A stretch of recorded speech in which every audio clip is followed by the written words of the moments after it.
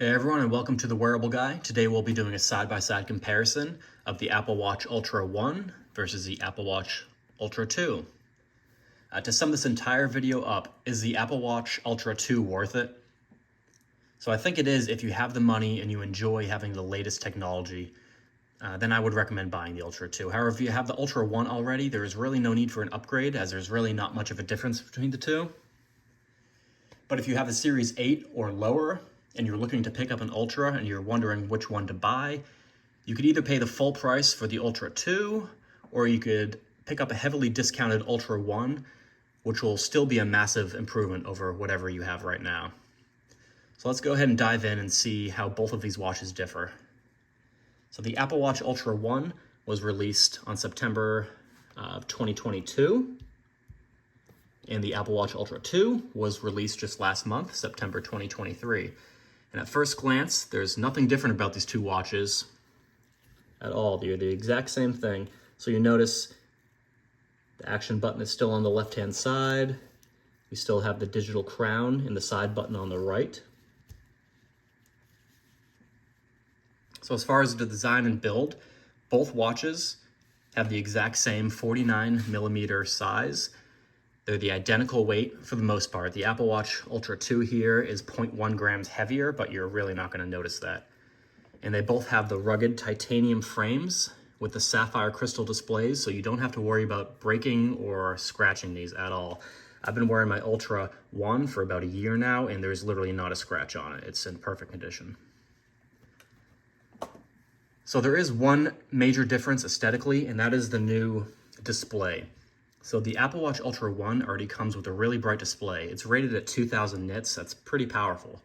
But with the Ultra 2, you'll notice there's a 50% increase in brightness, which puts it at 3000 nits. So let me say that I have never once ever needed a brighter display on my Ultra 1 here. I've used it outside on the brightest of days, and I've been able to see the screen perfectly. But there's no debate that with a 3000 nit display in the Ultra 2 here, it will make it easier to read.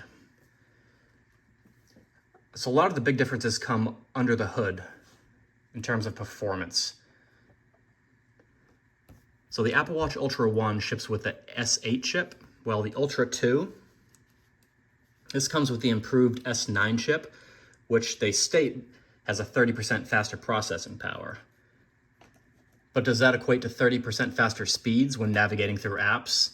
Stay tuned to the end of this video and we'll do a side-by-side test of opening different applications to really test that speed out.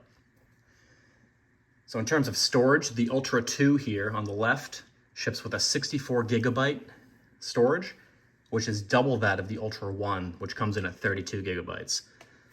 So similar to the display on the Ultra 1, I've never once thought to myself that I needed more storage on my Ultra 1.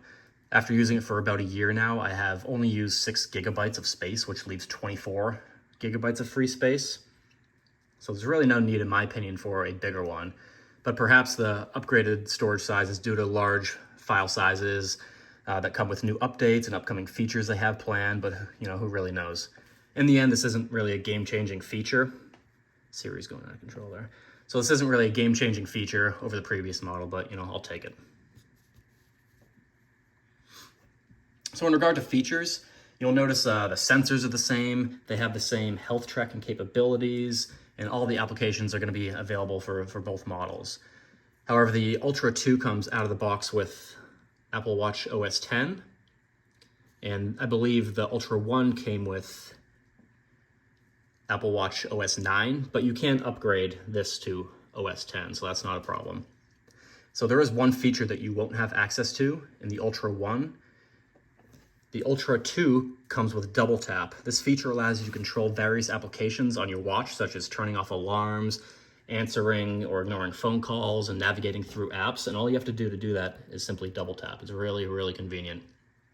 And the reason for this is that the Ultra 2 and the Series 9, they come with a new S9 chip, and that feature is reliant on that chip, which the Ultra 1 and previous models don't have. But with that said, the double tap feature can be used on all other Apple Watch models, and that can be found under the accessibility settings. But I will say it doesn't work quite as well as a new and improved double tap gesture. So if you want to know how to use the double tap feature on the new watches, Go ahead and check the description. I have a video down there that'll teach you how to do it. If you want to learn how to use double tap on all previous models, also check the description. There's another video down there for that. So one big change is Siri. With the new Apple Watch Ultra 2, thanks to the S9 chip, it has an onboard Siri. This means that when you're using Siri and talking to her, your watch can process everything on board the device, which greatly improves the speed. And we'll do a test of that at the end as well. So another improvement with the Apple Watch Ultra 2 is the battery life. They're supposed to be about the same. However, the Ultra 2 can last up to 72 hours while in low power mode versus the 60 hours of the Ultra 1. And it's also important to note that both watches use the exact same magnetic charger, so they are interchangeable. And I'll be running a battery test, so keep an eye out in the future for one of those videos. So for pricing, the current price of the Ultra 2 here is $799, but with taxes, that'll be a little bit higher depending on where you live. If you're a student or a veteran, you can actually get 10% discount through Apple, so check that out. And the Ultra 1 can now be found on sale for about $729, depending on where you're looking. And while that's not a huge discount, your best bet maybe to just buy it used, maybe on Facebook Marketplace or something like that. I bet you can find some cheaper ones. So we're going to go ahead and do a test here of speed to see if the Apple Watch Ultra 2 with the S9 chip really is 30% faster. Okay, that was definitely faster there. We'll open alarms. It was about the same there. What else can we open? Don't want to open photos. Let's do calculator. So I feel like the 1 was faster on that one. We'll test Siri now. What time is it in Japan? It's 1:57 a.m. So you can tell the Apple Watch Ultra 2 is definitely significantly faster using Siri, and that's due to the onboard Siri with the S9 chip. But I will say, looking at these two, I don't really see a difference in brightness on them. And if anything, I say the Apple Watch Ultra 1 is brighter, which is definitely odd, so I'm not sure what's going on with that. But in conclusion, I'd buy the Apple Watch Ultra 2 if it's not a financial burden on you and you want the latest and greatest tech. If you have the Ultra 1, maybe consider sticking with that, because there's really not much of a difference.